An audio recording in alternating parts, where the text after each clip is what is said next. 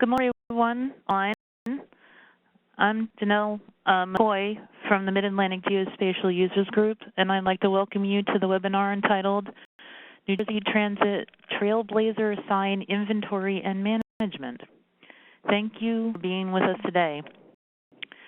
Short announcements, hopefully before I get started. Please note that this webinar is being recorded and will be available at the magtug.wordpress.com website shortly after today's live broadcast. Please visit our website for more Mid-Atlantic Geospatial transportation goodness. This week is chock full of free webinar offerings. Tomorrow, Wednesday, March 29th at 1 p.m., Eddie is holding a webinar called Make Real-Time Snow Maintenance a Reality. Thursday, March 30th, also at 1 p.m., the Federal Highway Administration and Urban and Regional Information Systems Association, ERISA, is holding a webinar entitled Enterprise GIS Capability Self-Assessment Tool for Better Management. And Friday, March 31st at noon, the New York State GIS Association is holding a free webinar on the World DEM, the new global elevation standard. Follow links on the MAGTUG web page to sign up for these free webinars, and even if you can't attend them, you will be informed when the webinar recordings are available for viewing at your convenience. Please also check our website for the plethora of regional transportation and GIS conferences and user group meetings happening in April and early May, many of which have registration deadlines ending this week. April through the 6th is New Jersey Transaction Conference in Atlantic City. April 5th is EDUG, which is the Esri Delaware Users Group meeting in Dover, Delaware. April 5th and 6th is the Virginia GIS Conference and Training going on in Blacksburg, Virginia. April 22nd through the 25th is the Institute of Transportation Engineers Mid-Colonial District Annual Conference in Baltimore, Maryland. April 8th is the Esri MUG, or Mid-Atlantic Users Group, Spring Meeting in Rockville, Maryland. May 1st is Philly Tech Week. There's a seminar on the self-navigating region in Philadelphia. May 5th is the Mid-Atlantic of the Urban and Regional Information Systems Association, MAC-ERISA Spring Symposium in Bordentown, New Jersey. May 6th to 9th is the National Planning Conference. There's a track for transportation called From Mega Projects to Community Decisions in New York City. We hope you will also save the date for May 11th and join MAGTUG in Philadelphia for our own Esri Transportation Showcase. This will be a half-day event featuring tools and solutions for transportation and GIS professionals, including examples from transit and rail, as well as roadway crash analysis, multimodal access planning, and asset management. And now on with our webinar. We ask that you participate in today's webinar by typing questions that spring to mind throughout the web into the Q&A box at the bottom right of the WebEx window. I'll read back your questions at the end of the webinar so everyone has the opportunity to hear the answers from our presenter. And now it is my pleasure to introduce that presenter, Dave Wagner, the Director of Geospatial Services for Greenman-Pedersen, Inc., or GPI. Dave is an expert at asset management systems and geographic information systems who managed asset management and GIS projects for New Jersey transportation agencies as well as numerous transportation agencies throughout the United States for over 20 years. Greenman-Pedersen has designed and managed and supported clients in a wide range of projects since 1966. GPI has been employee-owned and known for technical knowledge and commitment to getting each job done well. GPI's widely recognized quality of services rise from the talent and energy of its exceptional team.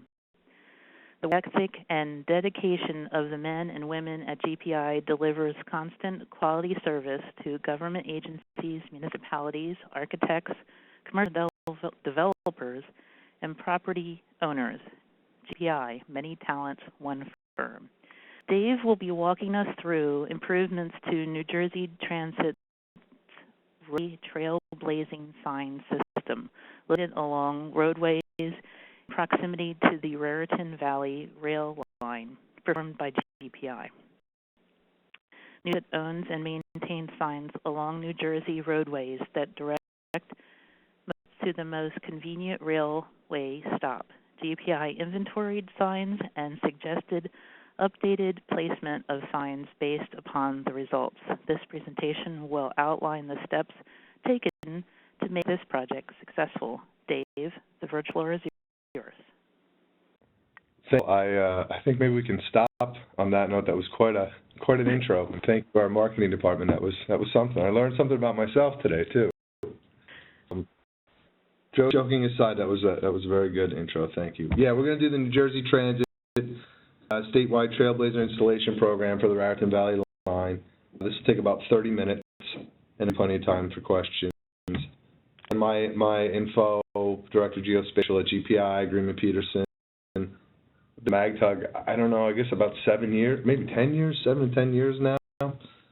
And a quick thank you to New Jersey Transit, Glenn Newman and Eric Marino. They may or may not be out there on this webinar for letting us present this. Let's get into it. Project overview. Basically, let you know that the New Jersey Transit statewide Trailblazer installation program, it provides wayfinding signage for Jersey Transit rail stations and bus park ride facilities, right? How are we going to get the people to the station? This program, a little background on the program information, was initiated in 2013. Transit, they survey, design, install, and Trailblazer signs for rail stations, serve the commuter rail and light rail networks. And you can see on screen here some maps we'll get into in a second. The program intended to complete the survey, design, and sign installations for like 2 to 3 rail lines per year. Sure that like every 5 years, a line inspected. You see all the different lines here on screen, and then a blow up of one. So basically, they have a rotation, and every 5 years, you've revisited a line. As I know, as GIS professionals, things in the field change rapidly. To assigns, you know, as you have it on a database. I saw a stat somewhere, I don't remember exactly, but something to 10% a year change. So, you know, after 5 years, a lot has changed. Things have come down, things have been put up, that kind of thing. 2010, a survey was done of the existing signs, right? From 1995 to 2010, they gathered all this information, and that became our reference, our sign reference for the Raritan Valley line. Since 2013, of these lines, what has been completed is the AC line, River line, New Jersey Coast line, and the Northeast Corridor line, and then obviously the Raritan Valley line, which we just did last year. And continue, Bob or Janelle, are there any problems with hearing me or seeing my screen or any of that? Do you see anything to report? Here. Okay, cool. Project overview continue. Basically, you know, this kind of slide says it all. To have sufficient signage to guide riders to the station. Transit wants to get people to their stations, and they want to have the correct amount of signage out there to get people from roads and walking, et cetera, to their station. You know, we utilize mass transit, you know, to get to work and activities and things like that. So when we were planning this out, it was necessary to identify, you know, high density areas and best routes that people were traveling to get people to the station. You know, things, the typical GIS stuff that we all talk about, the large housing communities, the apartments, the shopping malls, the schools and the colleges, that type of thing. And then they identified, well, how are we getting the people, the path from a major highway to these stations? The Raritan Valley line sort of basically 78, which kind of cuts right across the middle of the state from Pennsylvania, essentially to North Jersey, New York. I do every day. I'm a Pennsylvania native, and I come here to Lebanon, New Jersey, which is central New Jersey, every day. 287 and 22. And one large item of consideration we had is to make sure that motorists have the confidence they're going the right way. When you're out there and you're trying to find a rail station and you're going through a lot of curves or you've been on a straightaway for a long time, you start to lose confidence to know if you're going the right way. I know now we all have nav on our phones and it helps a lot, but it's still reassuring to see signs as you're driving along. So the project itself, there were 3 stages of work. As you can see on this graphic, the first part was the percent of the work was to identify the target areas, and we'll talk about each of these. Field is 25, and making maps is 25. Again, we have a lot of professionals on this call, so everyone kind of, the end part, the last 25% was something that our staff enjoyed doing. They enjoyed the whole project, but the making of the maps is really what comes out of the GIS. So for the first part, identifying the target areas, we had to create what's called catchment areas. You can map these stations along the line, okay? So we have to find out, this broad map, where are people coming from? How do we define the catchment? Who's coming to High Bridge? Who's coming to Clinton? Who's coming to Lebanon, et cetera? And the transit provided us with some pretty cool data called ridership data. We'll look at in a minute. A spreadsheet where they basically said the riders who came to this station, this is how they got there. And then from that, it's one piece of the puzzle to help you figure out what you're doing. Another real big part to save some time, save some money, and not go out in the field right away was kind of get Google Maps and quote-unquote driving the road. Down the road, see where we might need to place some signs. Now we have 2 pieces. We have the catchment area, we have Google Maps, and then we also have to compare each station to stations near it. A lot of these, especially out east, are kind of close together, and you have to make considerations where you're going to cut things off to make someone come to a station versus another station. So we did a specific plan for each station, utilizing existing sign databases. We had, we got permission to use an NJDOT one. We got permission to do a Hunterdon County and a Union one because we've done those projects in the past. So we had all these different pieces of information. And again, being as professionals, that's kind of how it goes. We have many pieces of information, and you got to figure out which one is the best and how to use each one of them. Field 25%, going out in the field, physically driving the routes. Okay, so we took all this time to plan. We said, this is what we think we're going to do. We're going to get out in the field, and we're basically out in the field getting information about documented signs, finding undocumented signs, and finding out where things have changed. Maybe a sign was knocked down that should be there. The culmination, again, being GIS, people's making the maps. These maps eventually will be a guide for installation crews. One of the big parts of this is for it to then pass our information on in the simplest form to crews that are going to put signs up, and that is a map. Now, these are not engineering scale. They have underground utilities. They're not telling you where to dig or any of this stuff. They're just saying the area that you should place them in. It's a normal kind of GIS mapping scale, and then the crews figure out exactly how to do that, and they have to do their own research on that type of stuff.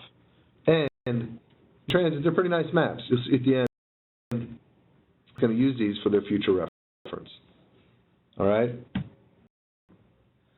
Raritan Valley line, you can see here's a graphic from transit. Pretty cool. It's kind of like a straight line diagram where they show you where you're going, and on here on the left is where we started. There were a couple stations, High Bridge and Union Station, that we did not do because they were done previously for for whatever request. But here we basically worked from the west to the east. Our office happens to be in Lebanon, so it was great. We were able to do a pilot close to home, near the office, all that good stuff before we really dove in. It's very helpful to us. All right, it was identifying stations. You can see here, kind of coming through the middle of the map, this is Route 78. This is actually the Raritan Valley line. We have Route 78 coming through here, Route 287, et cetera. Hunter Green was what we decided to kind of have as the cutoff for the Raritan Valley line. And you can see it gets pretty tight, right? There's not a lot of room to work with, and you have to make decisions of people that live in this area, or send them on the Gladstone-Morristown line, or we're going to try to direct them to go onto the Raritan Valley line. Same thing here to the south. Are we trying to direct these people to the Northeast Corridor, or are we going to direct them to the Raritan Valley line? So, and these are not hard and fast boundaries. These are rough boundaries. You'll see on the next slide. It's a little messy, but it tells a tale of some of the major roads. You know, we didn't take the time to label them. This is 22, kind of coming right through the Raritan Valley line. This is 78, Interstate 78. It's kind of right along the northern part of the line. 27 comes up through here, splits it south, and then when you get closer on these other, between station to station, let's say, you know, like White House and Lebanon, there's county routes and major collectors that we kind of said, okay, this kind of splits those as well too. Just that, you have to take some other things into account. You know, high density areas, travel route, distance to the station. We try to limit the distance to a station to be a couple miles. You know, we don't want pulling people from tens of 20s of miles away when there's other stations on other lines that they could take. And a pretty interesting phenomenon that transit kind of alerted us to that we saw, and I think it's all in our head, is the coming aid effect. I come east every day, west every day, right? And if I'm traveling to North Jersey, I have to go east. And people kind of get that in their head, and they realize that sometimes you might want to travel west to get to a better station. There could be better amenities. And we're not talking long distances, but you're coming up a north-south route like Route 31, possibly you want to go to one that's a couple miles to the west rather than a couple miles to the east. So that was something we had to wade through as well, and our GIS specialists had to work on to figure out how to direct people where to go. Station areas, the next part is, and we're still in the planning stage. It's pretty interesting stuff.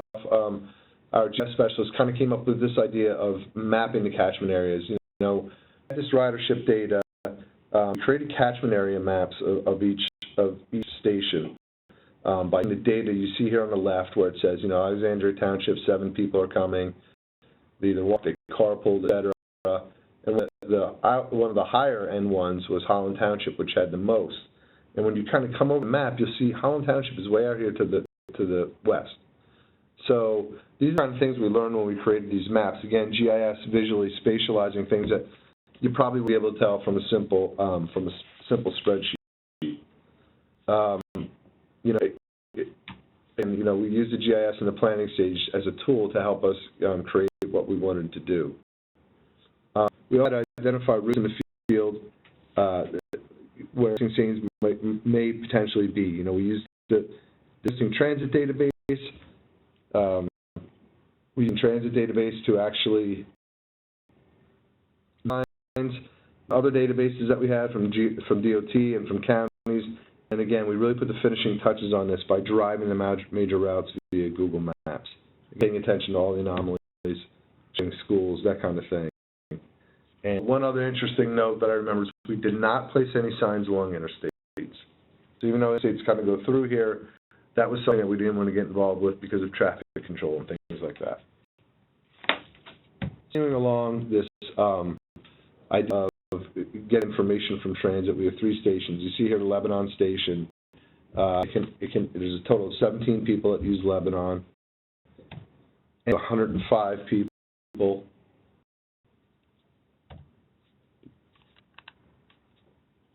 And it has 77 people going to it. So the station size also influenced the numbers. Since Lebanon Station is pretty small, you know, it can handle 15 parking, 17 use it. We don't want to push more people to Lebanon, right? Because it's just going to get overcrowded. So that was something that we had to consider as well when we had people kind of on border routes where you were in an area where you could either go to Lebanon or you could go to Annandale. You know, we'd push you to Annandale if that was possible.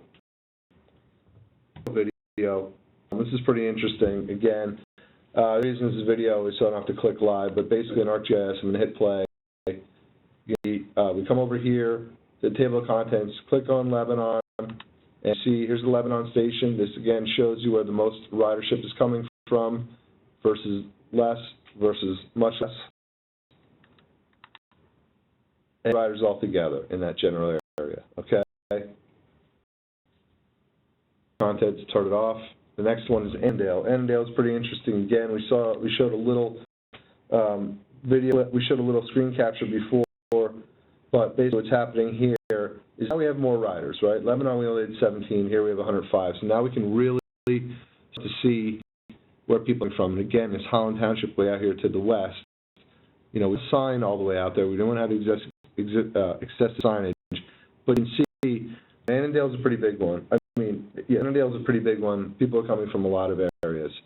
Okay, you continue on where the people are coming, and you have choices. I mean, in this general area, you have Highbridge, you have Annandale, you have Lebanon, you have White House, and people are coming to Annandale Station, mostly because it's a bigger station that can handle more.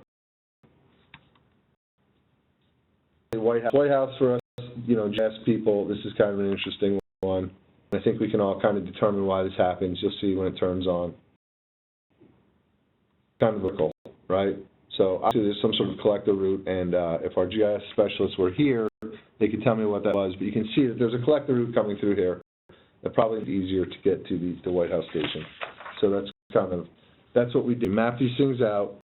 Now we've done this planning work, and we're still in the planning stages, and we're going to actually walk Lebanon Station to see the possible sign locations. So now we've gathered all our data. Signs in Lebanon. Again, this is interesting stuff as a GIS expert, you know, as we all are. The pink are New Jersey Transit signs, right? From the database, these are signs that they said are out there. Okay, with the video, you'll see the progression of things. The first thing is we're going to come over to the table of contents, DOT signs. I'm going to hit pause for a second. So here we had New Jersey Transit signs from the DOT database. Okay, great. Not a ton, but all right, we know where they are. As we all know, when we click on Hunterdon, oh, okay, well, here's what Hunterdon gathered. Now, we already have discrepancies. Finally, Jersey Transit, now we have even more discrepancies. And again, us as GIS professionals, we all know that this is typically the case. There's always a difference. It's our job to kind of work our way through it. Obviously, Transit held the most clout, but we also had more to refer to when we also had things from DOT and the county. So now, last stage of the planning stage. We got this information. We have all these maps. We have them next to our GIS specialist. Now let's go see what's going on out there. If I was actually a rider and I want to get to the Lebanon Station, you know, they're on Google Maps, right? Here's where we are.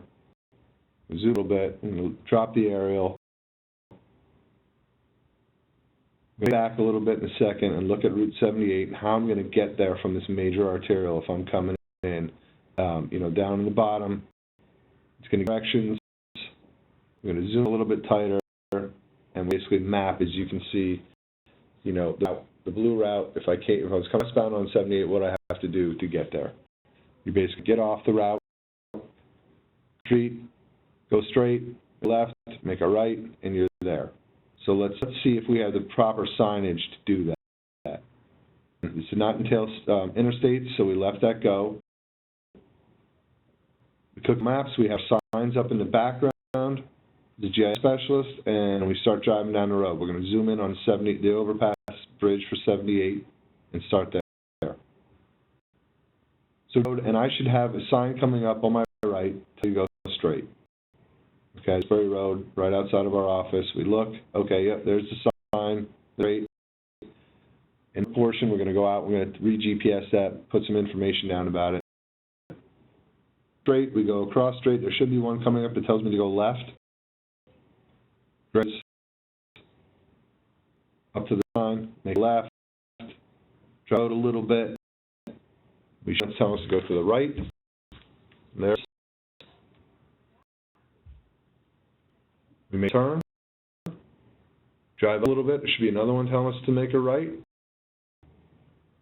And basically, we drive up this little kind of road here, make a right, and we're in. So now we were able to kind of use Google Maps as a tool to pair what we already had in the database to say, okay, you know what? The 5 signs that were supposed to be there are there, or perhaps maybe only 4 of them were there, or whatever. There should be these signs. These are the ones found. We just saved ourselves a ton of time and a headache. So now we're out in the field. It's all the prep work. We're ready to go. Transit had a specific software they wanted us to use. It was called Field Mapper Pro.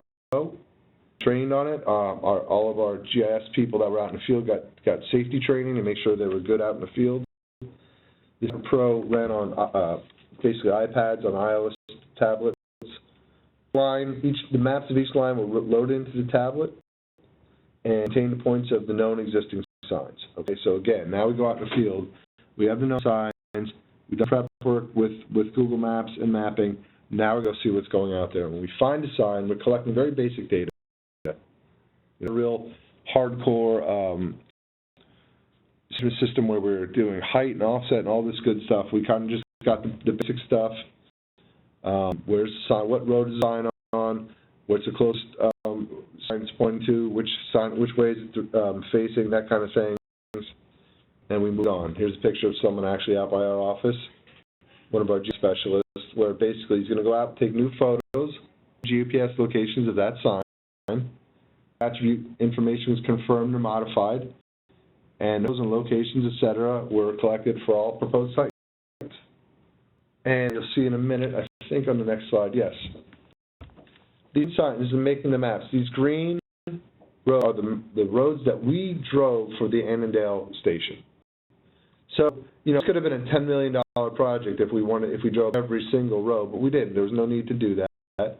We know where the housing developments are. We know where the major collectors are and the minor collectors. We know where the signs are. So we worked a little back and forth with transit on the first couple of them to decide how far down do we want to drill. Okay, go out in the field and then kind of justify what you did. We thought these were the roads we should drive. This is the reason why. On some of the other areas, we might have mixed in one of these kind of local, but for the most part, we stuck to the major roads. We drove interstates. We didn't make any signage on them. We stuck to U.S. routes, the Jersey routes, county routes, that kind of thing. We gave that to them in this green, with the green lines. You can see down here in the key. We have 4 different signs basically that we collected. Existing signs, which were given a blue. They're a little tough to see in here, but basically, if we found it, right here's an example of an existing sign that's telling us to go a certain direction. Replacing is really an orange triangle that's saying, we're replacing a certain sign. And the ones, those are the interesting ones to us. They're the proposed ones. Here's what we proposed. We find here, obviously, for whatever reason, on Route 31, there were no signs there before. So this one is most likely, and we'll look at this later, is telling us to go straight, and just telling us to kind of take a right turn to get off at that area. And different station signs, these green circle, lollipop-looking things, these are signs that are out of the field, but they're directing people to another station, okay? So one of the first maps we gave to transit, this is what we drove to the signs in that area. Okay, the maps, Annandale again here on the left. Annandale Station is right here. Stations in these 5 areas that have to do with Annandale. We have one way down here. So basically, we try to keep the sheet consistently sized. We placed as many as we needed to cover all the signs we needed, and there were some extensive areas that didn't have anything. Same thing. Here's the Lebanon train station. Here's the height area, these 3 sheets of most of the signage, but guess what? There's one kind of up to the north, right here. So we can tuck that into the upper left corner of the map, and we kind of have this long, maybe half a mile area here where we don't have any signs. So those are the overall key signs. Making the maps, this is pretty interesting. You see here, again, it's over this way. So what's interesting is we have an existing arrow, an existing sign that's telling us to go right at a 45-degree angle. But it says right 45, so you're driving here, you come off. This one's telling you to make a hard right. So you make a hard right, you go up the street, and you hit Annandale. Now, these opposed ones to the left, there was out here to the left. So as we did our work, we came here and we figured a motorist was coming to the north. There's a sign right here that's telling the motorist to go right. Now, she makes a right. They're driving. This is to go straight. This is an existing sign that's telling us to go straight. Had them close to the intersection. We said, let's place a sign here telling them to go left. We made a left. We rode up the road, and there's Annandale. So we tried to cover the areas that would get, the most people and these major collectors to the station. interesting part about this is the key. Here's a blow up of the key. We also gave information right on the key for the folks when they get out in the field, what are they going to do? So on Beaver Street, 120 feet west of East Street, you place one of these transit signs with a left arrow, right? On Old Allerton Road, 125 feet south of Beaver Street, you're going to place a sign to the right. That sign happens to be RV 1750. That's the Valley line, 1750. I'll have meaning 50 and above is a new sign. 17 just happens to be, I believe, the actual Annandale. It's the symbol for Annandale. Those correspond to what's out here. That's all you need for the construction people. This is the culmination, and this is basically it. You know, we did all this work. We went up, we were in the office. We made catchment maps, Google Maps. We made it based on the data that they provided us, and we placed some proposed signs. We proposed some replacing signs and said, "This is what it's going to look like." On the field, and we're going to verify that work, or change our mind because we see something that we didn't catch on Google Maps, and make maps. Start attachments in the planning stage, going into the field work, results get here in the routes driven, up to the culmination of the mapping. Here's Annandale, here's 1, 2, 3, 4, 5 sheets, here's our 5 sheets for Annandale. And is basically it. We're going to continue working with transit, moving along other lines to do basically the same thing. And that is really all I have for the presentation, and up for questions.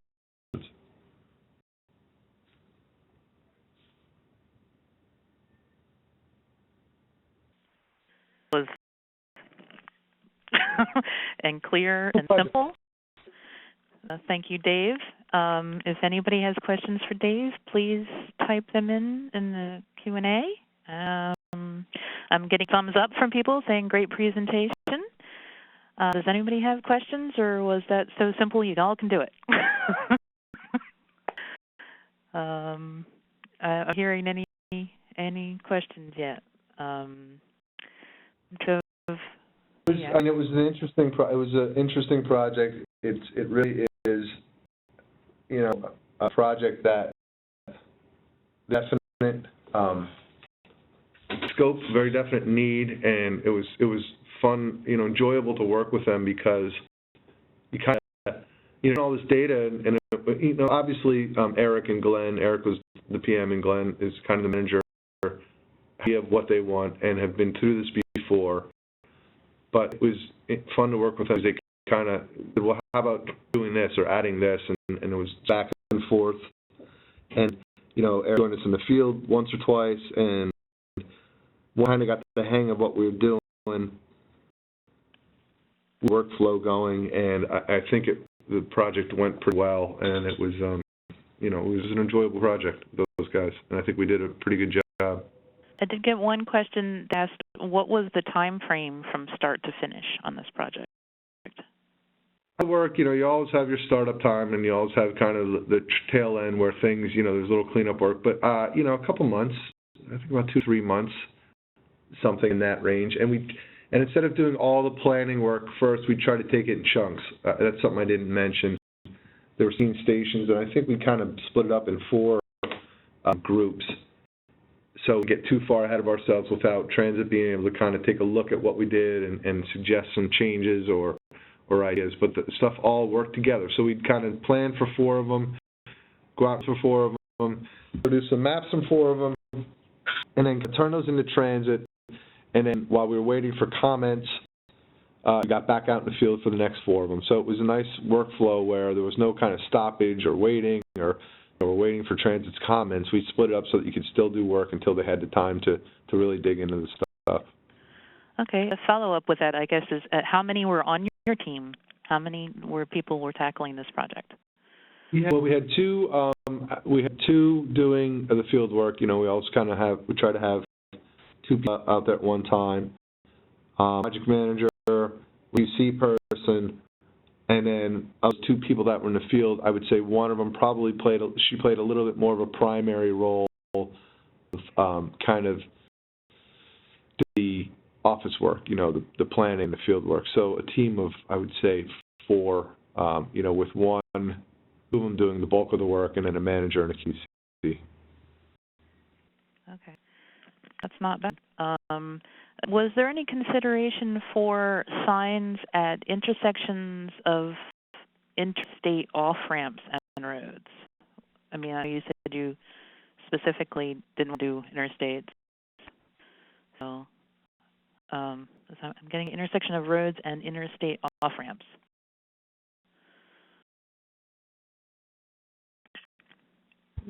Sorry about that. Yes, yes, we did. I mean, where we came off, that was fine. The ramps we did. In fact, I believe the picture of one of our guys here, Brian, that is actually, I believe, at the ramp of 78 right by our office. Or 20, actually, no, it's right at 22, that's right. So, yes, ramps, we're just not the main line. We know the main lines, and we noted stuff, but we just did not do any proposed signs along the main lines of interstates, just the amount of work it would take to, you know, keep those. However, again, we had a very good relationship with transit where if we saw something, we tell them. Yeah, we basically drove the entire interstate as we worked through the line. You know, we could easily tell them something we thought, but we didn't have to do that. Okay. Does anybody have any other questions? I think it's it. All right. Well, I'm trying to think. I know I had quite a rambling and a little bit of stuttering in the beginning, but we'll be recording this and we will be sending it out as an announcement so everybody can replay to their heart's content. I want to thank Dave for being our presenter today and GPI, Greenman-Pedersen, Inc., for its continued good work. I'd like to thank GMT Technology Group for sponsoring our webinar today. Yeah, thank you, Bob. Yeah. Bob, the first. They let us let MAGTUG use their WEX account.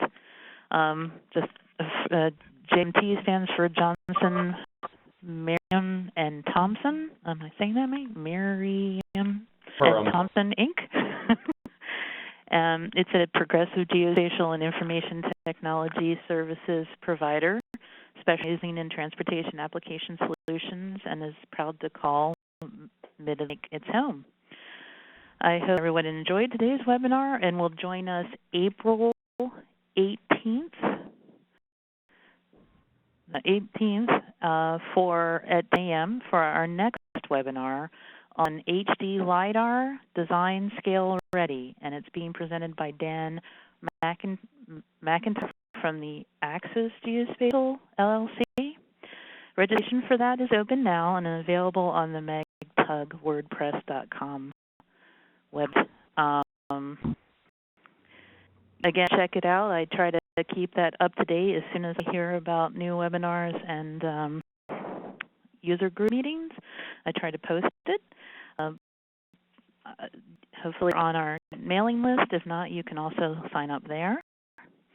Is there any final remarks from Dave or Bob before we let everybody go? Just, you know, reiterating thank you to Bob and setting this up, and you, Janelle, and Bob for kind of taking a little time yesterday to walk through this and make sure it was working well, and Janelle for all your work on the, you know, basically set all this stuff up. Thanks.